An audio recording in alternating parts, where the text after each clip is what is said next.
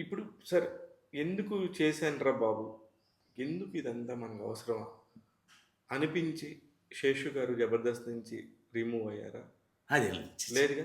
లేదు. అది నేను ఏదైతే కానీ ఆశించి చాలామంది బయటికొచ్చేసిన తర్వాత, హ్మ్. అయ్య బాబోయ్! దానివల్ల నాకు చాలా డ్యామేజ్ జరిగింది. నాకు ఛీ! చాలా ఇబ్బంది జరిగిందని చెప్తా ఉంటారు.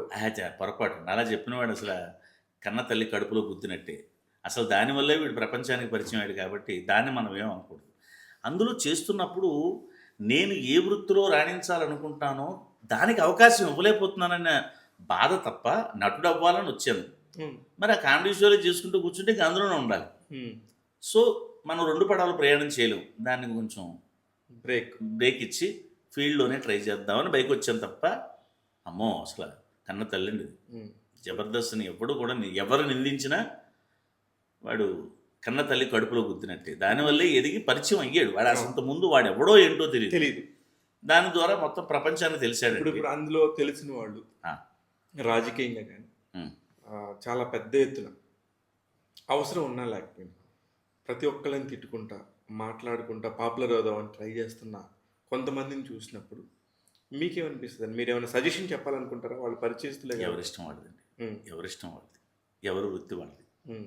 ఎవరి అది వృత్తి కాదు గదా! ఆ! ఎవరి అవకాశవాదం వాళ్ళది. ఆ! వాళ్ళు ఏ అవకాశంతోటి అందులోకి వచ్చారు.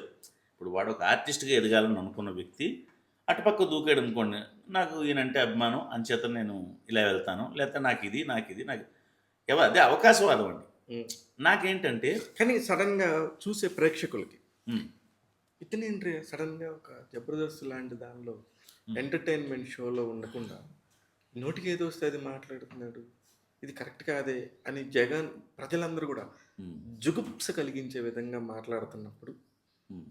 ఏంటి వీడు ఇలా అయిపోయాడని ఎక్కడో మీకు కూడా అంటే నాకు వ్యక్తిగతంగా పరిచయం లేదు. నాకు వ్యక్తిగతంగా పరిచయమైన వ్యక్తి ఏదైనా తప్పు చేస్తున్నప్పుడు ఇదేంటి ఇలా చేస్తున్నాడు ఇది అనుకోవటం మానవ సహజం.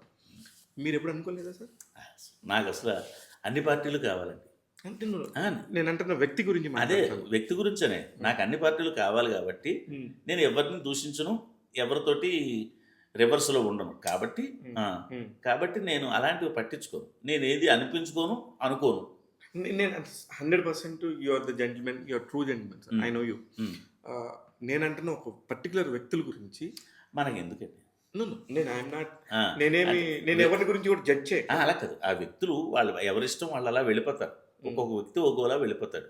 అది తర్వాత లోకమే అతనికి చెప్తుంది సమాధానం. మనం ఎందుకు క బ క కలపడం, కెలకడం మనకనవసరం.